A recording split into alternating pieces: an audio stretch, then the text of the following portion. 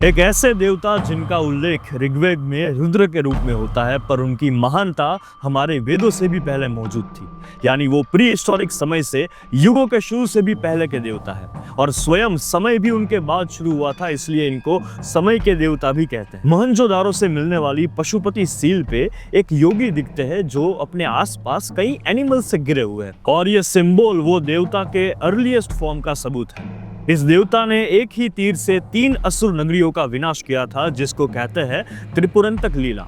ये आज भी एक प्राइम एग्जाम्पल है उनके प्रिसीजन और डिवाइन पावर का। इनका अर्धनारेश्वर रूप ये बताता है कि हिंदू धर्म ने जेंडर बैलेंस और इक्वालिटी का कॉन्सेप्ट हजारों साल पहले सतयुग से ही समझ लिया था। इनको आदि योगी और आदि गुरु इसलिए माना जाता है क्योंकि उन्होंने पहली बार सप्त ऋषियों को ध्यान, प्राणायाम और योग के टेक्निक सिखाए थे। आज जिसे हम मॉडर्न योगा कहते हैं, उसका ओरिजिन इन्हीं देव से होता है। जब समुद्र मंथन हुआ था तो हलाहल विष निकला था। हलाहल इसलिए क्योंकि उस विष की टॉक्सिसिटी अपने एक्सट्रीम लेवल पर थी, इसलिए कोई भी देवता ने उसे छुआ तक नहीं। और तब हमारे भोलेनाथ, जिनका ना आदि है ना अंत है, आदि योगी देवों के देव महादेव ने बिना कोई भय के समुद्र मंथन में आए और उन्होंने हलाहल विष को धारण किया। और जैसे हम सब जानते हैं कि तब से हमारे महादेव नीलकंठ भी कहलाए।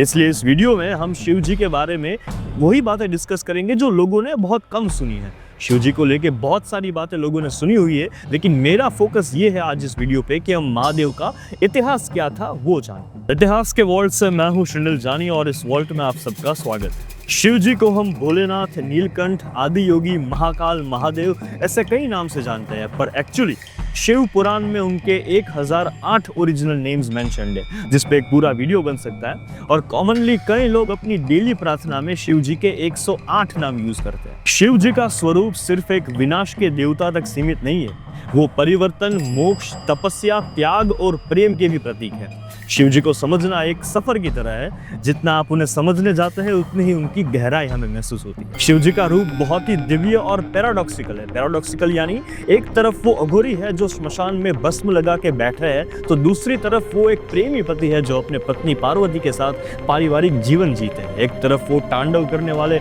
रुद्र है, तो दूसरी तरफ शांत ध्यान में लीन योगी है जो कैलाश पर्वत पर तपस्या में लिप्त रहता है। उनका त्रिशूल, डमरू, जटाओं से बहती गंगा, नीलकंठ रूप और विभूति, ये सब उनकी सिंबोलिज्म्स है जिनका अपना अपना गहरा अर्थ है। हर छोटी छोटी बात में एक बड़ा फिलोसॉफिकल मैसेज छुपा हुआ होता है शिव जी के बारे में। हिंदुत्व के दर्शन में भी शिवा का बहुत ही बड़ा महत्व है। शैविज्म, जो उनकी पूजा और सिद्धांत पर बेस्ड एक पूरा स्पिरिचुअल पाथ है, उसे आज भी करोड़ों लोग फॉलो करते हैं। उनकी कहानियां वेदास, पुराणास और महाभारत, रामायण जैसे ग्रंथों में विविडली लिखी गई है। शिव को आदि योगी इसलिए कहा जाता है क्योंकि वो योग के पहले गुरु थे।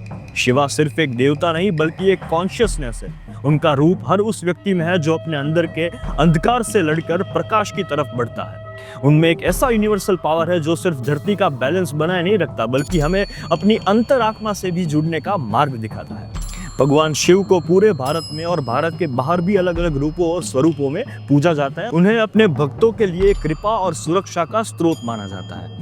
भगवान शिव को जब सबका पिता यानी फादर ऑफ ऑल कहा जाता है, तो एक प्रश्न लोगों के मन में अक्सर आता है कि तो फिर शिव जी के माता पिता कौन है? ये एक बहुत ही पुराना और इंटरेस्टिंग सवाल है, इसलिए इस वीडियो में हम कोशिश करेंगे कि जितनी भी इंफॉर्मेशन अवेलेबल है उसके माध्यम से हम इस सर्वशक्तिमान देवता की उत्पत्ति और वंश के बारे में कुछ समझने की कोशिश करें। शिव पुराण की एक प्रसिद्ध कथा के अनुसार एक बार ब्रह्मा जी और विष्णु जी के बीच ये बहस हो गई थी कि दोनों में से कौन महान है, कौन सर्वोपरि। इस विवाद को सुलझाने के लिए भगवान शिव ने अपना रूप एक अनंत ज्योति स्तंभ के रूप में प्रकट किया, जो तीनों लोकों तक ऊपर से नीचे तक स्ट्रेच होता हुआ प्रकाश का एक स्तंभ था। इसी रूप को ज्योतिर्लिंग कहा गया। अब ब्रह्मा जी और विष्णु जी ने डिसाइड किया कि विष्णु जी नीचे की तरफ जाएंगे उस पिलर के, और ब्रह्मा जी ऊपर की तरफ जाएंगे, ताकि दोनों इस प्रकाश स्तंभ के आदि या अंत को खोज सके। अब पुराणों के कुछ वर्जन्स के अनुसार विष्णु ने अपना वराह अवतार लिया और नीचे पृथ्वी के अंदर तक जाने लगे, जबकि ब्रह्मा जी ने अपने हंस पर सवार होकर ऊपर की ओर उड़ान भरी। दोनों ने अपनी पूरी शक्ति लगा दी, लेकिन ना कोई आदि मिला ना अंत। और बहुत समय बाद विष्णु जी वापस आए और उन्होंने ईमानदारी से कहा कि भाई मैं इस प्रकाश का अंत नहीं ढूंढ पाया। लेकिन ब्रह्मा जी ने झूठ बोला। उन्होंने एक केतकी का फूल दिखाया और कहा कि मैं ऊपर तक पहुंच गया और ये फूल उसी प्रकाश के अंत से लाया हूं। और तब उन्होंने देखा कि भगवान शिव उनके सामने खड़े थे। आग के ज्योति स्तंभ के रूप में उन्होंने स्वयं को प्रकट किया और तब ब्रह्मा जी और विष्णु जी दोनों को ये एहसास हुआ कि एक और शक्ति है जो उनसे भी बहुत ऊंची है और जो पूरे ब्रह्मांड को नियंत्रित करती है। अब ब्रह्मा जी की झूठी बात सुनकर शिव जी बहुत ही क्रोधित हो गए थे, इसलिए उन्होंने ब्रह्मा जी को श्राप दिया कि संसार में कभी भी उनकी पूजा नहीं होगी, जबकि विष्णु जी को उनकी सत्य और विनम्रता के लिए अमर पूजा का वरदान दिया था। आज भी ज्योतिर्लिंग स्थलों को वही जगह माना जाता है जहां भगवान शिव ने अपने आप को उस अनंत ज्योति के रूप में प्रकट किया था। ये सभी मंदिर पूरे भारत में भक्तों के लिए स्वयं शिव जी के स्वरूप के साक्षात दर्शन का स्थल है। भगवान शिव को एक तरीके से आनंदी भी कहा जाता है, क्योंकि जिसका अर्थ है जिनका ना कोई आरंभ होता है और ना कोई अंत होता है, इसलिए उनको आनंदी कहा जाता है। अब भगवान शिव को लेके एक संत की ये भी कहानी है कि एक बार एक संत ने भगवान शिव से एक सवाल किया कि आपके पिता कौन है? तो शिव जी ने उत्तर दिया कि ब्रह्मा मेरे पिता है। और संत ने अगला प्रश्न ये किया, तो आपके दादाजी कौन है? तो शिवा बोले कि विष्णु मेरे दादाजी। तो अब संत ने लास्ट में पूछा कि तो आपके परदादाजी कौन है? और इस सवाल पर शिव जी ने स्माइल करते हुए कहा कि भाई मैं ही अपना परदादा हूँ। और ये बात सुनकर हमारी तरह उस संत का भी मन हिल गया, क्योंकि शिव जी का ये जवाब एक गहरा स्पिरिचुअल रहस्य था। आनंदी रूप में भगवान शिव हर समय हर जगह उपस्थित है। उनका कोई बिगिनिंग नहीं है, इसलिए उनका जन्म भी नहीं हो सकता। वो पहले भी थे, आज भी है और आगे भी रहेंगे। शिव समय से भी परे है, यानी काल से परे, कालातीत और अव्यक्त है। लेकिन ये संसार किस पॉइंट पर शुरू हुआ या किस स्टेज से गुजरा, इसको लेकर भी एक निश्चित जवाब नहीं दिया जा सकता। इसी तरह शिवा का भी अस्तित्व किसी भी समय बिंदु से नहीं शुरू हुआ। जब से भगवान शिव ने आनंदी स्वरूप धारण किया, तब से उनका जन्म भी संभव ही नहीं हुआ। इसलिए शिव जी को स्वयंभू भी कहा जाता है। स्वयंभू होने का अर्थ यह है कि शिवा का अस्तित्व किसी मानव शरीर से उत्पन्न नहीं हुआ। वो इस संसार की रचना और विनाश के लिए स्वयं प्रकट हुए थे और ना किसी के गर्भ से पैदा हुए थे। इसके बावजूद प्रकृति यानी प्राकृतिक शक्ति को शिव जी के माँ के रूप में देखा जाता है। ये एक सिंबॉलिक और फिलोसॉफिकल मान्यता है कि प्रकृति और पुरुष का योग ही सृष्टि का मूल रूप है। अब देखिए, शिव जी उस समय भी थे जब कुछ भी नहीं था, ये ब्रह्मांड भी नहीं, और उस समय भी रहेंगे जब सब कुछ समाप्त हो चुका होगा। इसलिए उन्हें आदि देव भी कहा जाता है, अर्थात सबसे प्राचीन मूल देवता और इटर्नल देव। हिंदू धर्म के अनुसार पूरी सृष्टि चक्र में घूमती है, यानी एक साइकिल के बाद एक नया साइकिल का जन्म होता है और ये एक साइकिल लगभग 216 करोड़ सालों का होता है। जब भी एक सृष्टि का अंत होता है तो भगवान शिव उसका विनाश करते हैं ताकि नई सृष्टि का मार्ग खुल सके। उनका ये रूप विनाशक का है, लेकिन ये विनाश भी एक नए जीवन का प्रारंभ ही होता है। शिव जी को महान तपस्वी भी माना जाता है। उनका जीवन सारे भोग विलासों से परे है। वो सब सुख सुविधाओं से दूर रहकर ध्यान और तपस्या में लीन रहते हैं, जिसका उद्देश्य है परम आनंद प्राप्त करना, जो अंदर से मिलता है, बाहर से नहीं। लेकिन शिव जी का एक राग दर्शक रूप भी है। वो भूतों के स्वामी, प्रेत आत्माओं के नेता और चोरों, डाकू और भिखारियों के भी रक्षक है।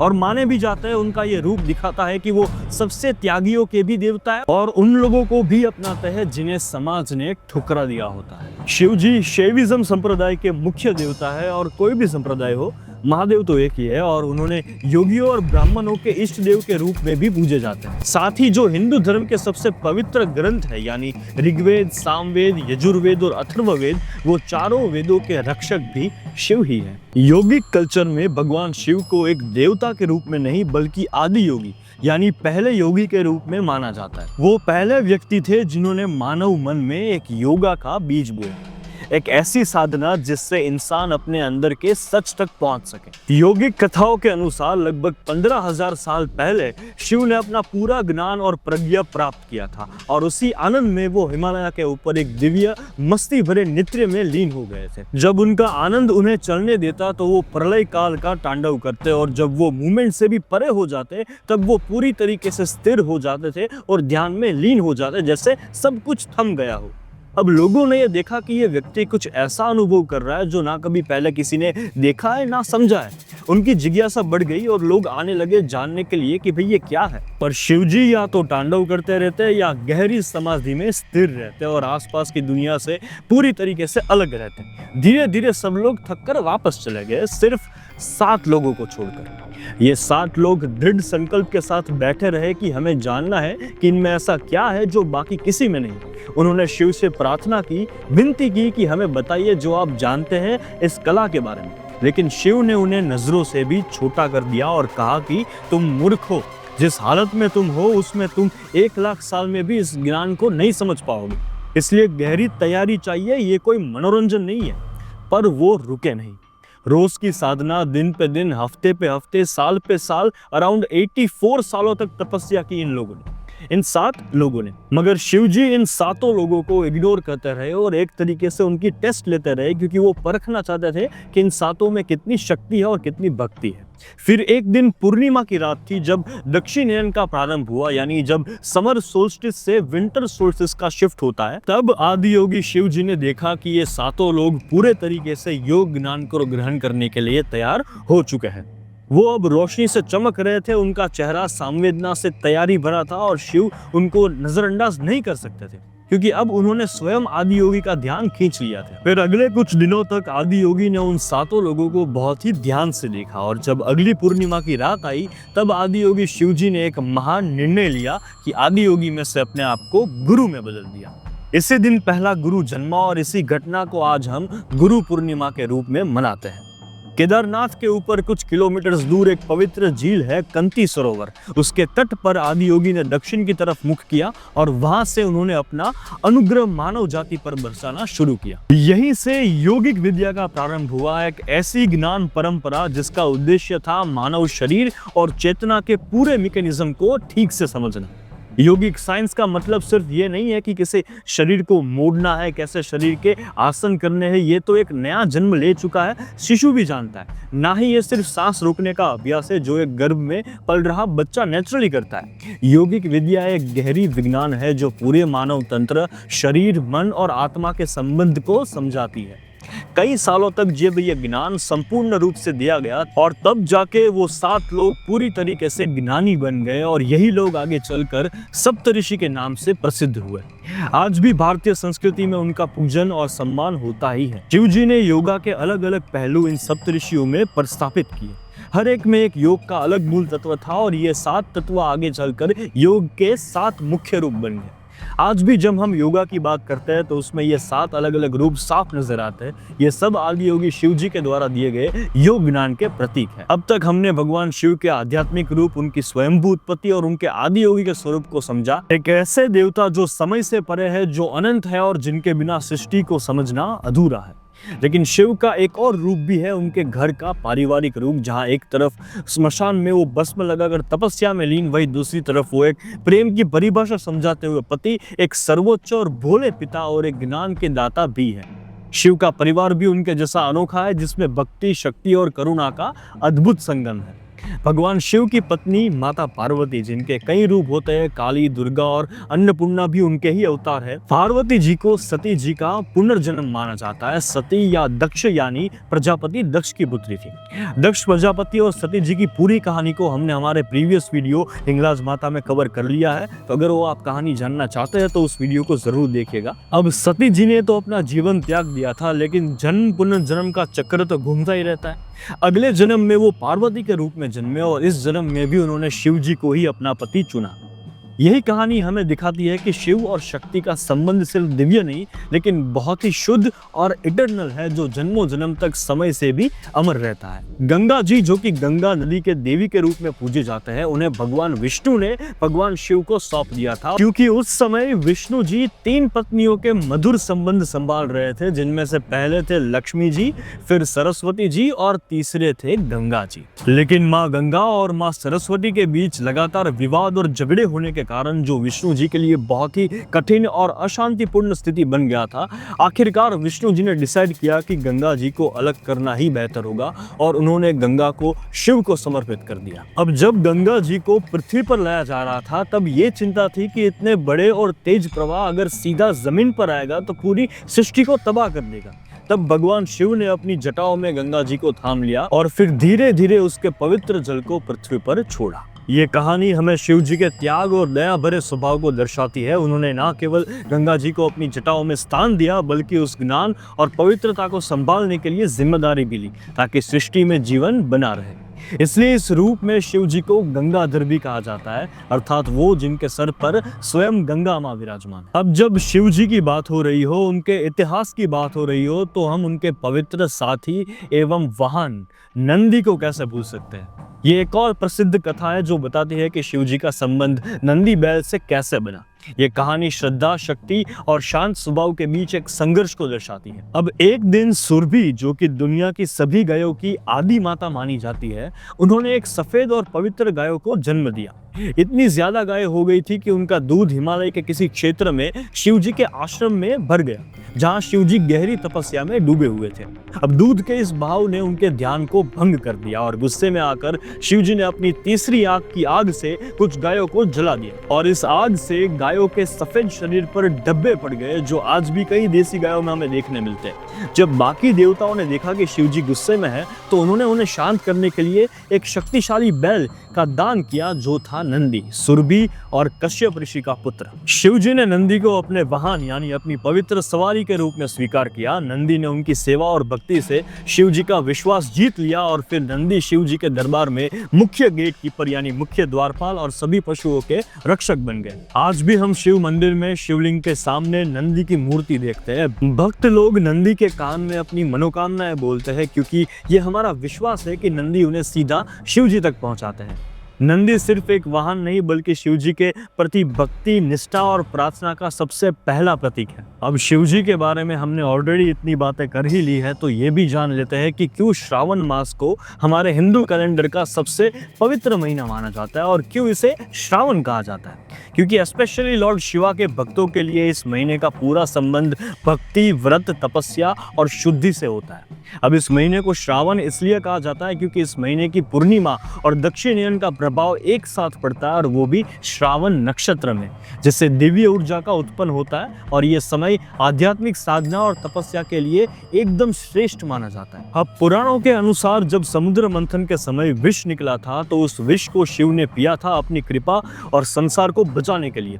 विष पीने के बाद उनका कंठ नीला हो गया, इसलिए उन्हें नीलकंठ कहा गया। और जब शिव ने विष को अपने कंठ में रोक रखा था, तो देवताओं ने उनके शांत रूप के लिए एक जल चढ़ाया, और यही हमारे श्रावण मास का प्रारंभ था। और इसीलिए लोग इस महीने शिवलिंग पर जल, बेलपत्र, धतूरा और भांग चढ़ाते हैं। इस महीने के हर सोमवार को शिव जी का व्रत रखा जाता है, इसलिए इसे श्रावण सोमवार का व्रत भी कहते हैं। और काफी लोग हैं जो पूरा श्रावण महीना इस व्रत को फॉलो करते हैं। अब इस व्रत को कई कन्याएं अच्छे जीवन साथी के लिए रखती है हर सोमवार के दिन। भक्तों का मानना है कि उनकी मनोकामना इस व्रत से पूरी होती है और उनसे मन की शुद्धि भी मिलती है। लोग रुद्राभिषेक करते हैं और ओम नमः शिवाय का जाप भी करते हैं इस श्रावण के महीने में। सावन का महीना मॉनसून सीजन का भी होता है। धरती एकदम हरी भरी होती है, और जिससे शिवलिंग पर जल अभिषेक का एक प्राकृतिक रूप दिखाई देता है। इस समय मन और शरीर दोनों की शुद्धि का योग होता है। इस महीने में कांवड़ यात्रा, अमरनाथ यात्रा, बोलबम यात्रा, सावन शिवरात्रि जैसे अनेक पवित्र पर्व और यात्राएं होती है। सावन में नाग पंचमी, तीज, रक्षाबंधन जैसे त्योहार भी मनाए जाते हैं। श्रावण मास भक्ति और तपस्या का महीना है, जहां शिव जी को प्रसाद, व्रत और भक्ति से प्रसन्न किया जाता है। और खासकर इस महीने में गाय साधना, पूजा और दान का फल अनेक गुना बढ़ जाता है। इन दी एंड हम सब जानते हैं कि शिव जी के बारे में इतनी कहानियां हैं, इतनी कथाएं हैं, इतने पुराण, वेद और सभी जगह शिव जी के बारे में इतनी बातें होती है कि एक वीडियो में ये सारी बातें को समाना, शिव जी के इतिहास के बारे में भी समझाना, कि एक वीडियो में पॉसिबल नहीं है। क्योंकि जैसे कि शिव जी का ना कोई आरंभ है ना अंत है, वैसे ही उनके इतिहास का ना कोई आरंभ है और ना ही कोई अंत है। शिव महापुराण के अनुसार भारत में कुल 64 ज्योतिर्लिंग थे, जहां भगवान शिव ने अपने आप को ज्योति के रूप में प्रकट किया था। इन सभी स्थलों को अत्यधिक पवित्र माना जाता है, लेकिन उसमें से 12 ज्योतिर्लिंग को सबसे श्रेष्ठ, दिव्य और शक्तिशाली माना गया है। इन्हीं 12 ज्योतिर्लिंग को द्वादश ज्योतिर्लिंग भी कहते हैं, जिनके नाम और महिमा का उल्लेख शिव महापुराण के लिंग महात्म्य अध्याय में भी मिलता है। ये 12 स्थान ही शिव भक्ति के मूल केंद्र बन गए, और इन्हीं यात्रा को मोक्ष प्राप्त करने का एक महान मार्ग माना जाता है। हर एक ज्योतिर्लिंग अलग कहानी और अलग दिव्यता से जुड़ा हुआ है। तो चलिए अब इन 12 ज्योतिर्लिंगों के नाम, लोकेशन और उनकी इंपॉर्टेंस भी शॉर्ट में जान लेते हैं। सबसे पहला ज्योतिर्लिंग सोमनाथ ज्योतिर्लिंग जो कि गुजरात में लोकेटेड है। सोमनाथ मंदिर को प्रथम ज्योतिर्लिंग माना जाता है और कहते हैं कि चंद्रदेव ने यहाँ भगवान शिव की तपस्या की थी अपना श्राप मिटवाने के लिए। सोमनाथ पर हमने एक पूरा वीडियो बनाया हुआ है हमारे चैनल पे, अगर आपने अभी तक वो वीडियो नहीं देखा तो उसे जरूर देखिएगा। दूसरा ज्योतिर्लिंग है मल्लिकार्जुन ज्योतिर्लिंग जो आंध्र प्रदेश में लोकेटेड है। ये शिवलिंग भगवान शिव और पार्वती के अर्जुन और मल्लिका रूप को दर्शाता है। यहाँ भक्त अपनी सारी मनोकामनाएं लेकर आता है। इसका लोकेशन है श्री साईलाम आंध्र प्रदेश। तीसरा ज्योतिर्लिंग हमारा महाकालेश्वर जो उज्जैन मध्य प्रदेश में लोकेटेड है। ये इकलौता दक्षिण मुखी ज्योतिर्लिंग है जिसका अर्थ है कि इसका मुख साउथ डायरेक्शन में फेस्ड है। यहाँ भस्म आरती भी बहुत प्रसिद्ध है जिसे हम सब जानते हैं। इसके बाद हमारा चौथा ज्योतिर्लिंग ओमकारेश्वर जो मध्य प्रदेश में स्थित है, उज्जैन से थोड़े ही नजदीक। ये शिवलिंग नर्मदा नदी के बीच एक आइलैंड पर स्थित है जिसका शेप ओम की तरह है, इसलिए इसे ओमकारेश्वर कहा जाता है। इसके बाद पांचवा ज्योतिर्लिंग है केदारनाथ जो उत्तराखंड में स्थित है। ये एक बहुत ही प्राचीन और पवित्र स्थान है जहाँ केवल भक्ति और श्रद्धा से ही शिव जी मिलते हैं। यहाँ पहुँचना बहुत कठिन भी है, लेकिन मन में भक्ति हो तो कुछ भी असंभव नहीं। केदारनाथ उत्तराखंड। छठा ज्योतिर्लिंग है भीमाशंकर ज्योतिर्लिंग जो महाराष्ट्र में स्थित है। इस ज्योतिर्लिंग को भीमाशंकर इसलिए कहता है क्योंकि यहाँ पे शिव जी ने भीम नाम के राक्षस का वध किया था। ये पांडवों वाला भीम नहीं है, तो कंफ्यूज मत होइएगा। ये ज्योतिर्लिंग पुणे डिस्ट्रिक्ट में लोकेटेड है महाराष्ट्र में। इसके बाद सातवां ज्योतिर्लिंग है काशी विश्वनाथ ज्योतिर्लिंग उत्तर प्रदेश। काशी यानी वाराणसी जिसे शिव की नगरी भी कहा जाता है और कहते हैं कि अगर कोई भी इंसान की यहाँ मृत्यु होती है तो उसे मोक्ष मिलता ही मिलता है। इसका लोकेशन है वाराणसी उत्तर प्रदेश। इसके बाद आठवां ज्योतिर्लिंग त्र्यंबकेश्वर ज्योतिर्लिंग जो महाराष्ट्र में ही स्थित है। यहाँ शिवलिंग में ब्रह्मा विष्णु और महेश तीनों के दर्शन होते हैं और ये गोदावरी नदी से उद्गम होता है। इसका लोकेशन है नासिक महाराष्ट्र। इसके बाद नौवां ज्योतिर्लिंग वैद्यनाथ ज्योतिर्लिंग जो झारखंड में स्थित है। इसे बाबा धाम भी कहा जाता है और यहाँ भक्तों का मानना है कि बाबा हर रोगी का इलाज करते हैं और इसलिए उसे वैद्यनाथ कहा जाता है। ये दियोघर झारखंड में स्थित है। इसके बाद 10वां ज्योतिर्लिंग है नागेश्वर ज्योतिर्लिंग जो गुजरात में द्वारका के पास स्थित है। ये शिवलिंग राक्षस दारुका के वध से जुड़ा हुआ है। यहाँ शिव भक्तों को राक्षस का आशीर्वाद मिलता है और ये द्वारका के पास गुजरात में स्थित है। इसके बाद 11वां ज्योतिर्लिंग है रामेश्वरम ज्योतिर्लिंग जो तमिलनाडु में स्थित है। यह शिवलिंग रामायण से जुड़ा हुआ है जहां श्री भगवान राम ने लंका जाने से पहले इस शिवलिंग की स्थापना की थी रामेश्वरम में तमिलनाडु में। और अंत में 12वां ज्योतिर्लिंग है गृणेश्वर ज्योतिर्लिंग महाराष्ट्र में स्थित है। ये ज्योतिर्लिंग ये अंतिम और 12वां ज्योतिर्लिंग है और कहते हैं कि शिव जी यहाँ स्वयं प्रकट हुए थे और ये एलोरा केव्स के बिल्कुल पास आता है। इसका लोकेशन है औरंगाबाद महाराष्ट्र। अब शिव जी के इन 12 ज्योतिर्लिंगों को मैंने वन लाइनर में इसलिए समझाया क्योंकि इन 12 के 12 ज्योतिर्लिंग का भी एक अपना बहुत ही इंटरेस्टिंग इतिहास है और जिसे जानना हमारे हिंदू धर्म के लिए बहुत ही आवश्यक है। इसलिए एक पूरी सीरीज हम निकालने वाले हैं जिसपे हर एक ज्योतिर्लिंग पे हमारा एक वीडियो होगा और उस पे जैसे मैंने पहले बताया कि सोमनाथ पे ऑलरेडी हमने वीडियो बनाया हुआ है। अगर आपने अभी तक चेक नहीं किया तो इस चैनल का सबसे पहला वीडियो सोमनाथ टेम्पल पर था जिसमें हमने एंशिएंट लिटरेचर से अभी तक की सोमनाथ की पूरी कहानी को बहुत ही डिटेल में मेंशन किया है, तो उस वीडियो को जरूर चेक कीजिएगा। हम हमारे इतिहास के वर्ल्ड से ऐसे ही हिस्टोरिकल टॉपिक्स पे वीडियोस लाते रहेंगे और इस वीडियो को लेके आपके क्या व्यूज और रिव्यूज रहे और हमें कमेंट सेक्शन में जरूर बताइए और ये भी मेंशन कीजिए कमेंट सेक्शन में कि आपको आगे कौन से टॉपिक पर वीडियो चाहिए। अगर हमें ज्यादा कमेंट्स देखने मिले तो हम उस टॉपिक पर भी वीडियो जरूर बनाएंगे।